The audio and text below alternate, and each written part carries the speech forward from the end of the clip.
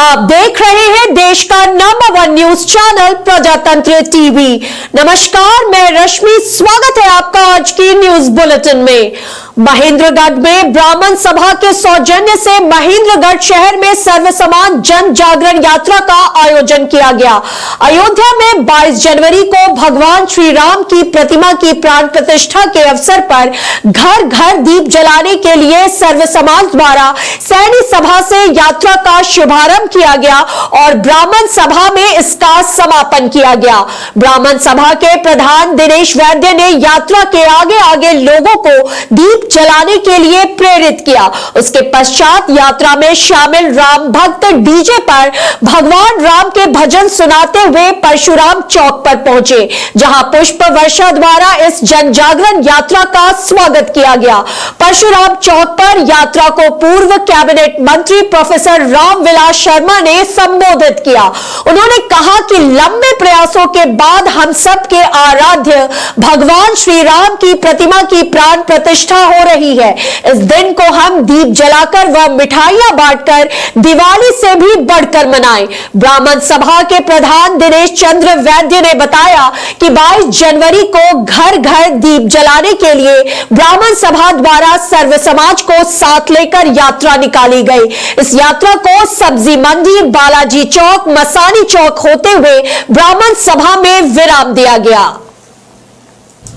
ऐसा है जी, पूरा देश जो है राम में हो रहा है। हम भी अपने नगर को राम में बनाने के लिए सर्व समाज को साथ लेके आज एक जन जागरण यात्रा का एक आयोजन कर रहे हैं और 22 तारीख का जो अपना प्रोग्राम है प्राण प्रतिष्ठा का राम मंदिर की का, तो उसके लिए दिवाली जैसा माहौल बनाने की हम पूरी प्रयास कर रहे हैं और ऐसा ही लगेगा कि जिस दिन 22 तारीख को दिवाली हो। आज का जो आयोजन 22 तारीख के कार्यक्रम को सफल बनाने के आज ये यात्रा है 22 जनवरी के लिए अयोध्या में भगवान राम प्राण प्रतिष्ठा का कार्यक्रम है। देश के यशस्वी प्रधानमंत्री नरेंद्र भाई मोदी प्राण प्रतिष्ठा के कार्यक्रम का वो उसकी अध्यक्षता करेंगे। देश में एक राममय वातावरण बना हुआ। महेंद्रगढ़ नगरी छोटी है, परंतु आज 36 बिरादरी के मुखिया लोग आज इस राम यात्रा में शामिल हैं। मैं इस यात्रा का हार्दिक अभिनंदन करता हूं, स्वागत करता हूं। आज का ये कार्यक्रम भगवान राम की प्राण प्रतिष्ठा के उपलक्ष्य में सभी शहर और ग्रामवासियों को जन जागृत करने के लिए यात्रा का आयोजन किया जा रहा है। यह यात्रा सैनी सभा से शुरू होकर के और ब्रह्मदेव चौक होते हुए ब्राह्मण सभा में समापन होगा और इसमें सभी को ये संदेश दिया जाएगा कि 22 जनवरी को भगवान रामचंद्र की जो प्राण प्रतिष्ठा हो रही है उसमें से अपने घरों में, स्थानों में, गली गली में, गाँव में दीपक जलाएँ, खुशी मनाएँ, पटाखे छुड़ाएँ।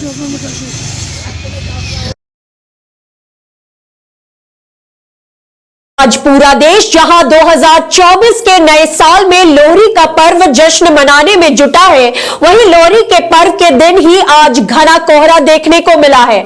आज विजिबिलिटी बहुत ही कम दिखाई दे रही है। घना कोहरा होने की वजह से लोहरी के पर्व पर ठंड भी पहले के मुकाबले में ज्यादा देखने को मिल रही है। लोहरी के पर्व में सिरसा जिला में ठंड और कोहरे का प्रभाव देखने को मिल रहा है। लोहरी में खूब सर्दी देखने को मिली है। बदलते मौसम का असर साफ तौर पर अब दिखाई देने लगा है। हालांकि पिछले 2 दिनों में दोपहर बाद तेज धूप देखने को मिली, जिससे लोगों को थोड़ी देर के लिए राहत मिली, लेकिन लोग तेज धूप का आनंद लेते हुए दिखाई दे रहे थे। बढ़ते कोहरे ने एक और जहां वाहन चालकों के लिए परेशानियां खड़ी कर दी, तो वहीं किसानों की फसल के लिए कोहरा वरदान बना है, जिससे किसानों के चेहरों पर खुशी दिखाई जा सकती है।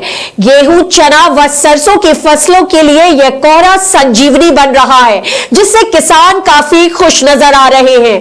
वहीं कृषि विभाग के अधिकारियों का कहना है कि यह मौसम फसल की बढ़वार के लिए अनुकूल है। सिरसावासी लालचंद गोदारा ने बताया कि ठंड और कोहरे का प्रभाव आज भी ज्यादा देखने को मिल रहा है, जिस वजह से वाहन चालकों को काफी परेशानियों का सामना करना पड़ रहा है। उन्होंने कहा कि कोहरे के कारण विजिबिलिटी बहुत कम है और सामने से आने वाले वाहनों को देखने में परेशानी होती है।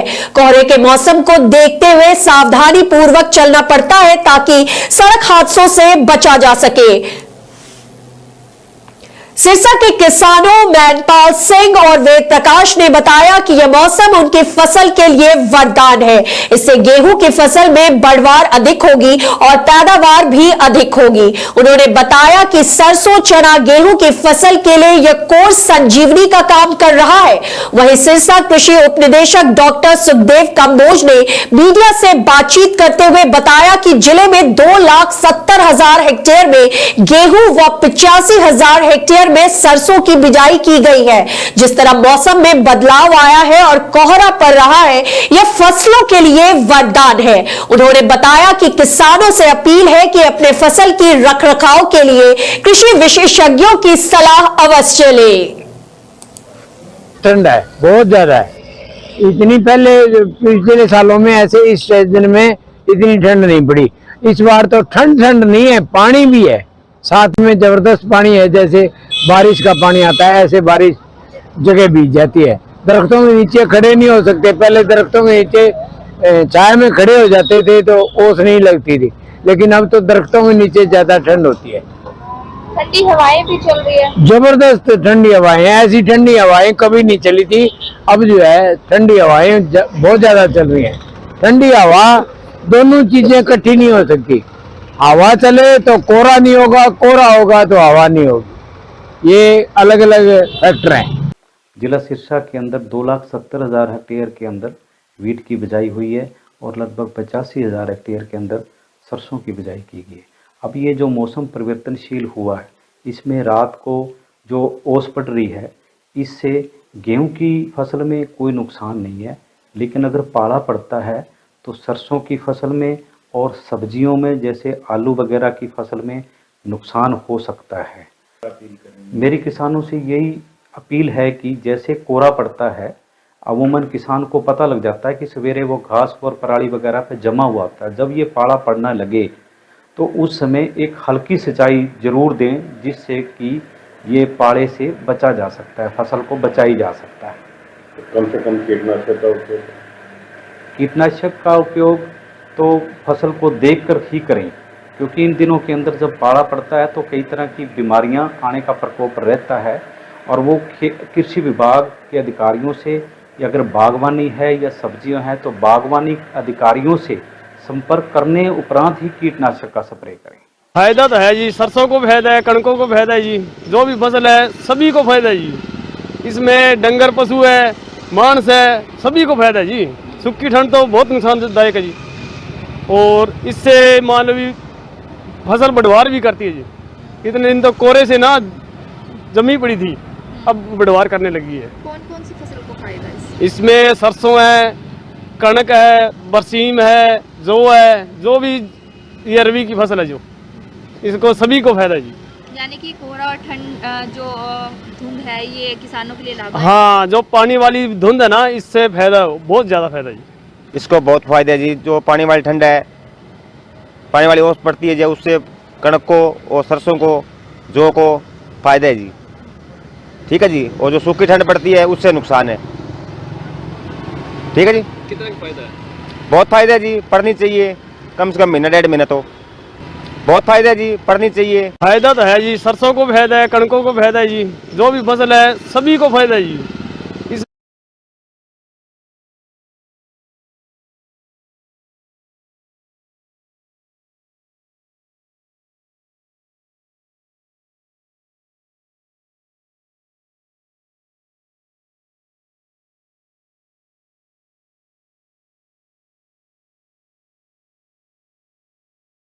निगम के अधिकारी निगम में करोड़ों रुपए का भ्रष्टाचार कर रहे हैं। अब उन्होंने भगवान के नाम पर भी भ्रष्टाचार शुरू कर दिया है। बस स्टैंड के निकट स्थित 33 केवी बिजली घर की दीवार के साथ निगम के एसी की मिली भगत से सरकारी संपत्ति पर कब्जा कर वहां दुकानें बनाकर नए भ्रष्टाचार को अंजाम दिया जा रहा है। इतना सब कुछ होने के बाद भी शासन प्रशासन मौन धारण किए हुए है। उक्त आरोप करप्शन फ्री इंडिया से जसकौर सिंह ने मीडिया से रूबरू होते हुए लगाए। जसकौर सिंह ने बताया कि निगम अधिकारियों द्वारा दीमक की तरह पहले ही निगम को चट किया जा रहा है, वहीं अब अधिकारियों ने शॉर्टकट रास्ते से भ्रष्टाचार का नया खेल शुरू कर दिया है। बरनाला रोड स्थित 33 केवी बिजली घर की दीवार के साथ बने हनुमान मंदिर के नाम पर अधिकारियों ने 2 दुकानें बनाकर वहां रिटायर्ड अधिकारियों के बोर्ड लगाकर सरकारी संपत्ति पर ही कब्जा शुरू कर दिया है। उन्होंने बताया कि डबवाली में हुए करोड़ों रुपए के घोटाले की सांसद सुनीता दुग्गल ने जांच डबवाली एसडीएम को सौंपी थी, लेकिन एसडीएम ने अधिकारियों के दबाव में एक ही मुद्दे पर जांच कर रिपोर्ट बनाकर डीसी को सौंप दी। बड़ी बात यह है कि डीसी ने भी मामले में गंभीरता न दिखाते हुए रिपोर्ट निगम अधिकारियों को सौंपकर मामले को ठंडे बस्ते में डाल दिया, जबकि इस मामले में महेश कुमार जेई दोषी पाया गया था और अधिकारियों को चाहिए था कि उसके खिलाफ एफआईआर करवाएं, लेकिन एक अधिकारी कभी नहीं चाहता कि दूसरे अधिकारी के खिलाफ कार्रवाई हो। यही कुछ सिरसा में हो रहा है। इसी प्रकार जीवन नगर सब डिवीजन में भी कुछ अधिकारी मिलकर सरकार की छवि को खराब कर रहे हैं। जसकौर सिंह ने बताया कि महेंद्र कुमार जेई द्वारा यहां गैर कानूनी तरीके से ट्यूबवेल कनेक्शन शिफ्ट किए जा रहे हैं, जो कि सरकार के आदेशों की सरेआम उल्लंघना है। इस बाबत जब उन्होंने एसडीओ संदीप से बात की तो उन्होंने बजाय अपनी ड्यूटी निभाने के उल्टा शिकायतकर्ता को ही धमकाया और दुर्व्यवहार किया। उन्होंने कहा कि विजिलेंस काम करना चाहती है, लेकिन सरकार के नीचे बैठे नुमाइंदे उन्हें काम करने से रोकने में अपनी महत्ती भूमिका निभा रहे हैं। हालांकि ये बात सरकार को भी बखूबी पता है, लेकिन बावजूद इसके सरकार भी अभी तक इस मामले में चुप्पी साधे हुए है। जसकौर सिंह ने कहा कि भ्रष्टाचार के खिलाफ उनकी जंग मरते दम तक जारी रहेगी। उन्होंने सरकार से आह्वान किया कि वो अपने सुशासन की छवि को बरकरार रखते हुए इस प्रकार के भ्रष्ट अधिकारियों पर कार्रवाई करे, ताकि फिर से कोई अधिकारी सरकार की छवि को धूमिल न कर सके।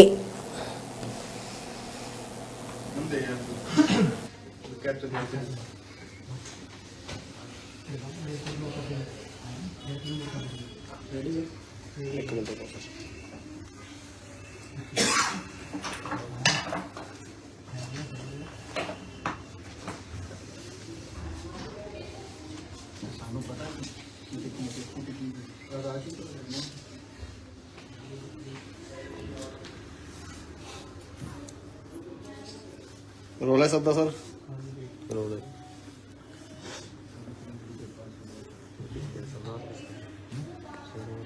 जी जसकौर जी, मैं Jaskaur Singh corruption free India सुरक्षा चलाता हूँ और आप पत्रकार साथियों का यहाँ आने पर सभी का धन्यवाद करता हूँ।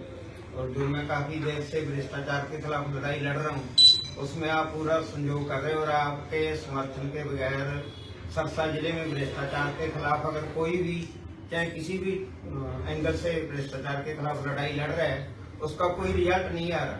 अगर आप ही हो एक मीडिया का थम जो भ्रष्टाचार की आवाज घर घर तक पहुँचाते हो और थोड़ा जो माड़ा मोटा भ्रष्टाचार के खिलाफ कार्रवाई हो रही है वो आपके संयोग से हो रही है। तो आज मैं आपके साथ जो रूबरू हुआ हूँ, एससी राजेंद्र सब्बरवाल जो भ्रष्टाचार को पूरा जो स्कैंडल है उसको चला रहा है, उसका एक तो पहले तो मैं उसकी नई एग्जाम्पल देता हूँ, बाद में स्टेप बाई स्टेप सारा बताता हूँ। तो जो बिजली बोर्ड 132 के भी सरसा सर्कल का ऑफिस है ना, उसमें एक मंदिर बना हुआ है हनुमान जी का। हनुमान जी के नाम पर एससी राजेंद्र सब्बरवाल ने जो करोड़ों रुपए की संपत्ति है उसमें 2 दुकानें बना के ना मंदिर के नाम पर, और बाहर रिटायर एसोसिएशन का बोर्ड ला के सरकारी संपत्ति पर कब्जा कर, उसमें बाहर बोर्ड लगा दिया और अपने आदमी बिठा दिए, सीधा जो सरकारी संपत्ति है निगम की उस पर कब्जा कर रहा है। और उसमें जो सहारा ले रहे हैं वो ले रहे हैं हनुमान मंदिर जी का। ये है नया स्कैंडल है श्री राजेंद्र सब्बरवाल का। भ्रष्टाचार तो कर ही रहे हैं, अब संपत्तियां बेचनी भी शुरू कर दी है श्री राजेंद्र सब्बरवाल के सहयोग से निगम के अधिकारियों ने। और दूसरा ये है कि श्री सुनीता दुग्गल जी जो हमारे बीजेपी के नेता है, उन्होंने एक इन्वेस्टिगेशन के लिए एसडीएम मंडी डाबरवाली को एक कंप्लेंट दी थी महेश जेई के खिलाफ कि ये महेश जेई के खिलाफ इंक्वायरी करो। पहले तो एसडीएम मंडी डाबरवाली ने इंक्वायरी करने से गोलमोल कर दी थी, लेकिन मैंने उसके बाद आपके संयोग से जो आवाज उठाई, आपके मीडिया के थम से वो एसडीएम को मजबूरन अधूरी रिपोर्ट तैयार करनी पड़ी। जबकि सभी किसानों के समर्थन, जो सभी किसान पीड़ित थे, उनके जो स्टेटमेंट थी वो नहीं ली। सिर्फ एक बिंदु पर उन्होंने इंक्वायरी रिपोर्ट तैयार करके डीसी सरसों को भेज दी। डीसी सरसों से मैं आपके माध्यम से सवाल पूछना चाहता हूं कि डीसी साहब, आप जो भ्रष्टाचार कर रहे हैं उनका आप सपोर्ट कर रहे हो क्या? आपकी डिस्ट्रिक्ट में आपके छत्र छाया के नीचे करोड़ों रुपए के भ्रष्टाचार हो रहे हैं डीसी साहब, और आप उन पर कोई कार्रवाई नहीं कर रहे। जब एसडीएम साहब ने रिपोर्ट दे दी थी तो मेरा मानना है कि डीसी साहब ने उसको संबंधित थाना को लिखना चाहिए था उसके खिलाफ कार्रवाई करने के लिए, महेश जेई के खिलाफ। लेकिन महेश जेई के खिलाफ उन्होंने संबंधित थाने को नहीं लिखा। अपनी जो जिम्मेवारियां, अपनी सीट का पद का दुरुपयोग करते हुए उन्होंने श्री राजेंद्र सब्बरवाल को वो जो इंक्वायरी रिपोर्ट थी वो भेज दी। और अगर बिजली बोर्ड के अधिकारी उसके जेई के खिलाफ काम करना चाहते तो फिर सुनीता दुग्गल जी को मार करने की क्या जरूरत थी? एसडीएम साहब की रिपोर्ट थी, डीसी साहब की जवाबदेही है, वो थाने को भेजें। अभी भी मैं उनसे रिक्वेस्ट करता हूँ आपके थ्रू के उसको संबंधित थाने को भेजें और महेश जी के खिलाफ जो इंक्वायरी रिपोर्ट तैयार है उस पर भी कार्रवाई। महेंद्रगढ़ में नेशनल हाईवे 152D पर हुए सड़क हादसे में एक युवक की मौत हो गई और 4 युवक गंभीर रूप से घायल हो गए। मृतक की पहचान रोहतक जिले के गांव सुंदरपुर निवासी के रूप में हुई है। सभी घायलों को प्राथमिक उपचार देकर हायर सेंटर के लिए रेफर कर दिया गया है।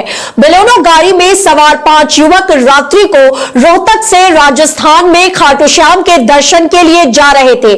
महेंद्रगढ़ के गांव बुचावास टोल प्लाजा से 3 किलोमीटर आगे एक अज्ञात वाहन ने उनकी गाड़ी को टक्कर मार दी, जिससे 5 गंभीर रूप से घायल हो गए। गाड़ी पूर्ण रूप से क्षतिग्रस्त हो गई। टक्कर इतनी जबरदस्त थी कि घायलों को गाड़ी काटकर निकालना पड़ा। सभी घायलों को महेंद्रगढ़ सिविल अस्पताल में लाया गया, जहां पर चिकित्सकों ने विवेक नेहरा को मृत घोषित कर दिया और शेष 4 घायलों को प्राथमिक उपचार देकर हायर सेंटर के लिए रेफर कर दिया। पुलिस ने विवेक के शव का पोस्टमार्टम करवाकर परिजनों को सौंप दिया है। पुलिस ने मृतक युवक के पिता की शिकायत पर अज्ञात वाहन के खिलाफ मामला दर्ज कर कार्रवाई आरंभ कर दी है। थाना प्रभारी हरिप्रकाश ने बताया कि बलेनो गाड़ी में 5 लोग सवार थे जो रोहतक से खाटू श्याम के लिए दर्शन के लिए जा रहे थे। महेंद्रगढ़ के गांव बुचावास टोल प्लाजा से 3 किलोमीटर आगे एक अज्ञात वाहन ने उनकी गाड़ी को टक्कर मार दी, जिससे विवेक नेहरा की मौत हो गई और 4 युवक गंभीर रूप से घायल हो गए। घायलों को हायर सेंटर के लिए रेफर किया गया है। मृतक युवक विवेक नेहरा के शव का पोस्टमार्टम करवाकर परिजनों को सौंप दिया गया है।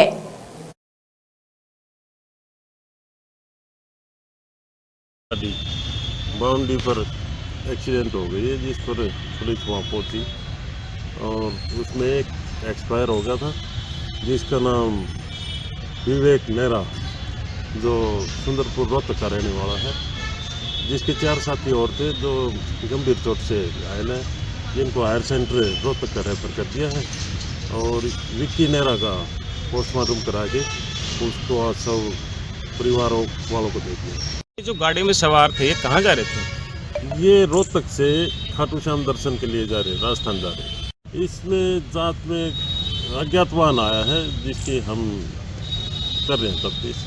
नगर CIA 1 की टीम ने 6 किलोग्राम गांजा के मुख्य सप्लायर को आखिरकार 7 महीने बाद गिरफ्तार कर लिया। पकड़ा गया आरोपी बिहार का रहने वाला है और वह ट्रेन के माध्यम से नशीले पदार्थ लेकर हरियाणा में सप्लाई करता था। आरोपी को कोर्ट में पेश कर न्यायिक हिरासत में भेज दिया गया है। इंचार्ज केवल सिंह ने बताया कि टीम ने कार्रवाई करते हुए नशीले पदार्थ के मुख्य सप्लायर बिहार के जिला रोहतास के गांव अमरा तालाब निवासी दिनेश शाह को हमीदा से गिरफ्तार किया है। आरोपी नशीले पदार्थों का मुख्य सप्लायर है। जांच अधिकारी एएसआई राजेंद्र सिंह ने बताया कि उनकी टीम ने पहले 19 जून 2023 को 6 किलो गांजे के साथ बिहार के जिला रोहतास निवासी राजेश शाह उर्फ मुन्ना को गिरफ्तार किया था, जिसने पूछताछ में बताया था कि वह नशीले पदार्थ दिनेश शाह से लेकर आता है और हरियाणा के यमुनानगर में आकर सप्लाई करता है। पिछले 7 महीने से पुलिस लगातार आरोपी दिनेश को पकड़ने के लिए दबिश दे रही थी, जिसे देर रात हमीदा से गिरफ्तार किया गया है। आरोपी पर पहले भी नशीले पदार्थों का एक मामला दर्ज है, जो कोर्ट में विचाराधीन है। आरोपी नशीले पदार्थों का मुख्य सप्लायर है, जिसे कोर्ट में पेश कर न्यायिक हिरासत में भेज दिया गया है। मुलजिम राजेश शाह को गिरफ्तार किया था एनडीपीएस में 6 किलो गांजा पत्ती में। उसमें जो जिसे लेके आता था मेन सप्लायर दिनेश शाह है एक, उसको हमने कल पुराना मुद्दा से गिरफ्तार किया है, जो कि वो 6-7 महीने से फरार चल रहा था। कल भी एक मामला दर्ज है एनडीपीएस का। सर कितना माल बरामद किया गया? इससे ये तो अपना मुख्य सप्लायर था, इससे लेके आता था।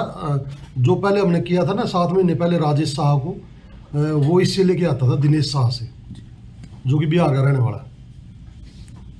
सर कहाँ का रहने वाले बताए जा रहे दोनों? हर साल रुपए 6,000, 11 करोड़ 80 लाख किसानों को अब तक 2,60,000 करोड़ रुपए की सहायता। हमारा संकल्प विकसित भारत। नया Nyle shampoo pH balanced with natural ingredients, यानी बालों की gentle care. New Spinz baby pro face cream, दे मेकअप जैसा निखार विदाउट मेकअप। मोदी सरकार की गारंटी, किसानों को हर साल रुपए 6,000, 11 करोड़ 80 लाख किसानों को अब तक 2,60,000 करोड़ रुपए की सहायता। हमारा संकल्प विकसित भारत। नया Nyle shampoo pH balanced with natural ingredients, यानी बालों की gentle care. New Spinz baby pro face cream, दे मेकअप जैसा निखार विदाउट मेकअप। मोदी सरकार की गारंटी, किसानों को हर साल रुपए 6,000, 11 करोड़ 80 लाख किसानों को अब तक 2,60,000 करोड़ रुपए की सहायता। वहीं अगली खबर, यमुनानगर के जगाधारी स्थित शिबू मेटल फैक्ट्री में काम करने वाले अमन पर उसके साथी ने किया चाकू से हमला। इलाज के दौरान उसकी मृत्यु हो गई। बता दें कि जगाधारी स्थित शिबू मेटल फैक्ट्री में सेक्टर 18 के रहने वाले एक 17 वर्षीय नाबालिग पर उसी के एक साथी ने नुकीले चाकू के साथ हमला कर दिया। इसके बाद वह फैक्ट्री परिसर में बहुत देर तक तड़पता रहा। परिवार का आरोप है कि फैक्ट्री संचालक ने भी इसकी सूचना परिवार को नहीं दी। पता चला है कि फैक्ट्री में ही काम करने वाले अमन के साथी राजीव के साथ उसकी कोई कहासुनी हो गई, तो राजीव ने नुकीले चाकू के साथ अमन पर हमला कर दिया। अमन के पेट पर यह चाकू लगा, जिससे वह गंभीर रूप से घायल हो गया। परिवार के लोगों ने बताया कि इसकी सूचना वहीं से किसी व्यक्ति ने उनको दी और आनंद फानन में मोटरसाइकिल पर ही उसे जगाधारी अस्पताल ले गए। परिवार के लोगों ने जगाधारी अस्पताल के डॉक्टर पर भी आरोप लगाते हुए कहा कि 1.5 घंटे तक वह अस्पताल के बाहर तड़पता रहा, लेकिन उसका इलाज नहीं हुआ और चेकअप के बाद उसने यह कह दिया गया कि अमन को या तो किसी प्राइवेट हॉस्पिटल में ले जाओ या चंडीगढ़ ले जाओ। परिवार के लोगों ने कहा कि इतना समय उनके पास नहीं था, इसलिए वह प्राइवेट हॉस्पिटल में जब लेकर गए, डॉक्टरों ने उसे मृत घोषित कर दिया। फिलहाल पुलिस ने आरोपी राजीव के खिलाफ मामला दर्ज कर जांच शुरू कर दी है और पोस्टमार्टम करवाकर शव परिजनों को सौंप दिया है। नाके पे जहाँ शिवालिक हॉस्पिटल है, नजदीक Shivalik hospital, Shibu metal factory का नाम है।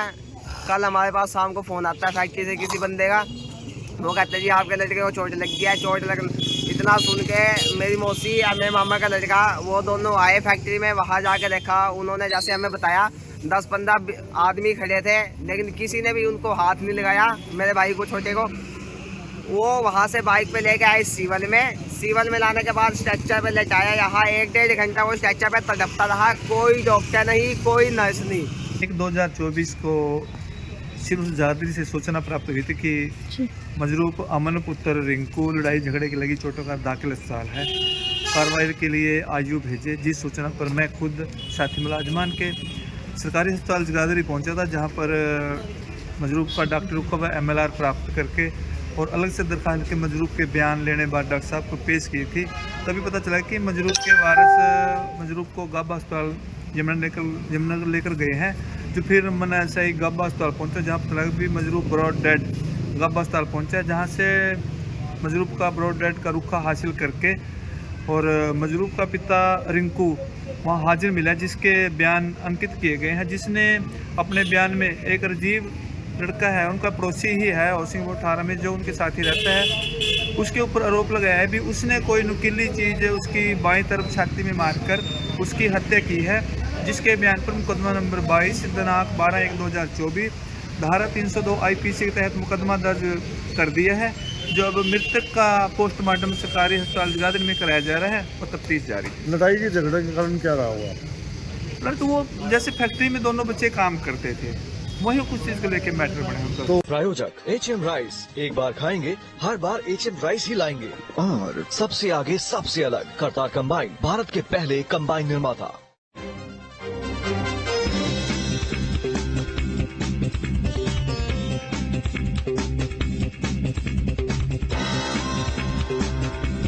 शादी का किचन महके जहाँ, गोल्डी किचन किंग मसाले 100% हो वहाँ।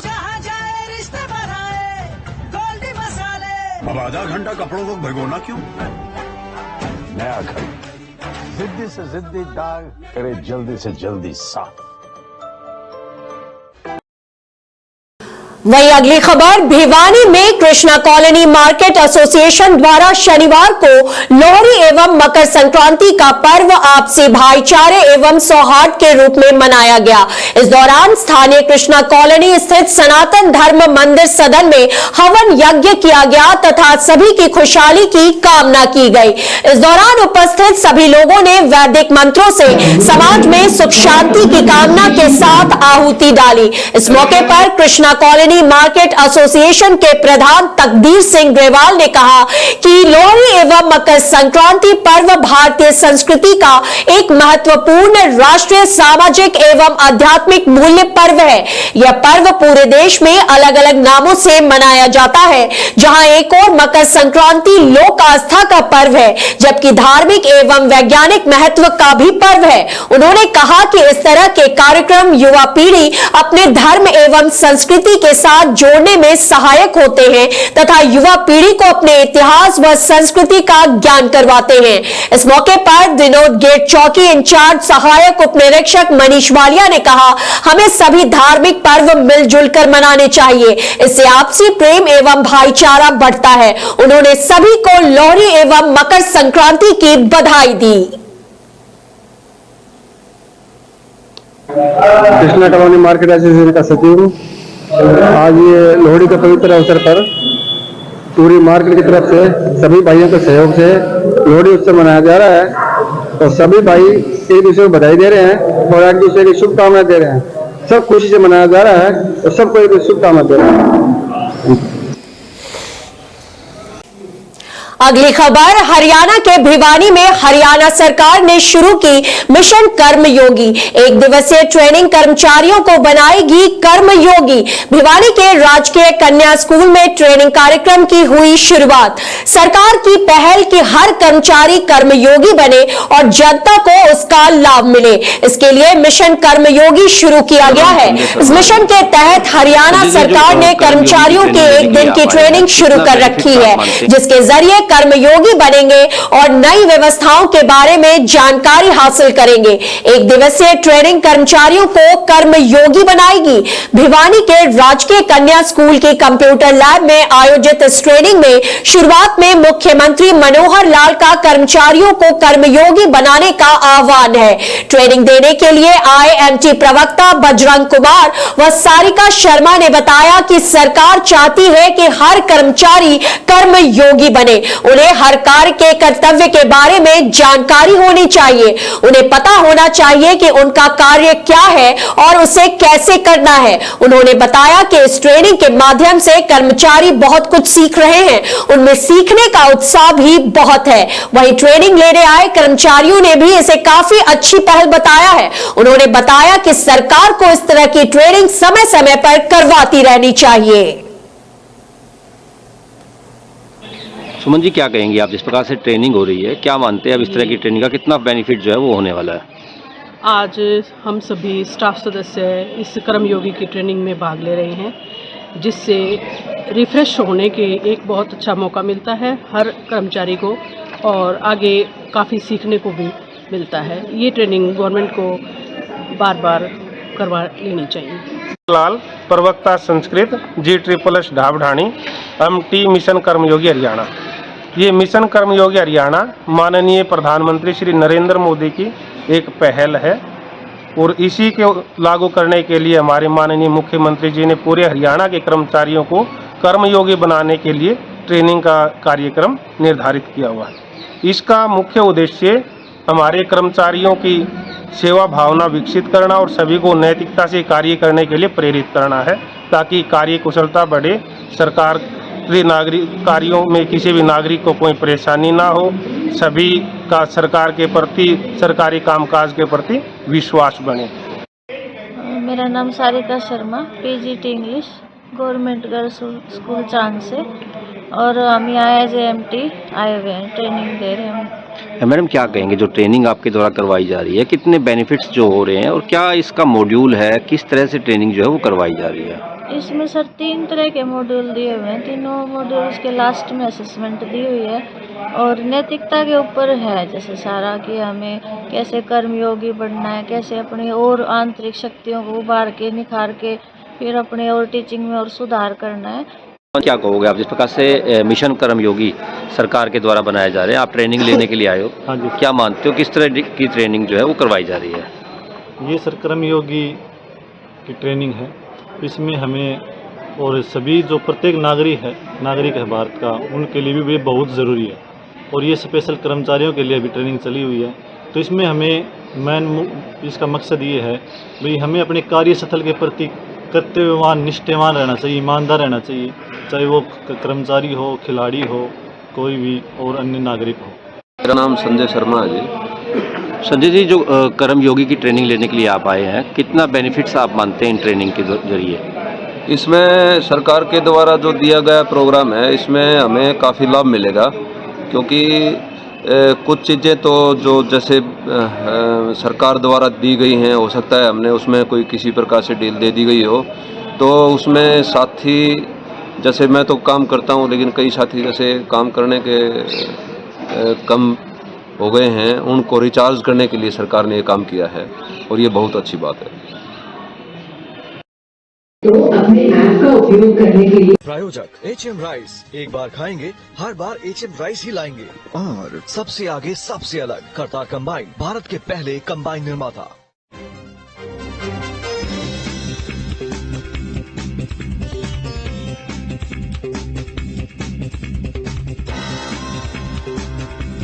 शादी का किचन महके जहाँ, गोल्डी किचन किंग मसाले 100% हो वहाँ। अब आधा घंटा कपड़ों को भिगोना क्यों? नया घर, जिद्दी से जिद्दी दाग करे, जल्दी से जल्दी साफ। अगली खबर, लोहारू सरकार के प्रति नाराजगी प्रकट करने के लिए एसकेएम के आह्वान पर निकाली जाएगी ट्रैक्टर यात्रा। एसकेएम ने तैयारियों के लिए लगाई जिम्मेदारी।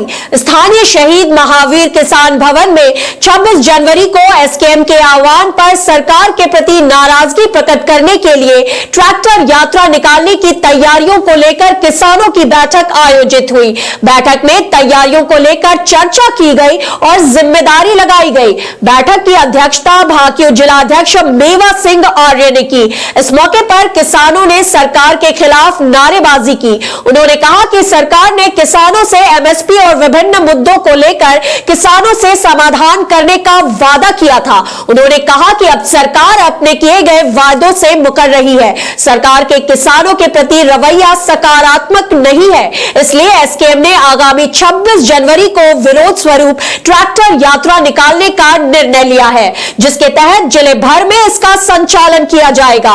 उन्होंने कहा कि ट्रैक्टर यात्रा की तैयारियों को पूरा कर लिया गया है और किसानों की जिम्मेदारी लगाई गई है। इस दिन लोहारू खंड से सैकड़ों की संख्या में ट्रैक्टर शामिल होकर सरकार की वायदा खिलाफी का विरोध करेंगे।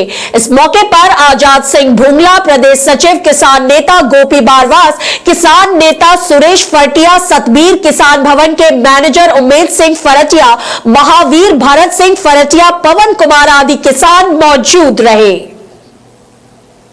मुकदमे में वापस सारे लेंगे।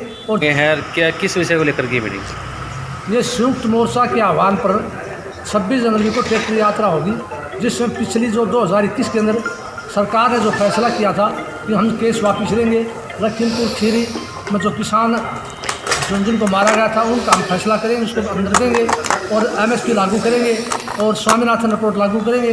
जितने मुकदमे वापस सारे लेंगे और जिनको जो 750 किसान शहीद उनके मुआवजा देंगे और 2020 जो बिजली एक्ट था उसको रद्द करेंगे। इन सब से मुकर गई है सरकार। इस विरोध में हम मतलब ये 26 जनवरी को ट्रैक्टर यात्रा पूरे भारत के अंदर 500 जुलूस निकाल रहे हैं और बिहानी में पूरे दमखम के साथ लोहारू से सैकड़ों संख्या में ट्रैक्टर यहाँ से जाएंगे।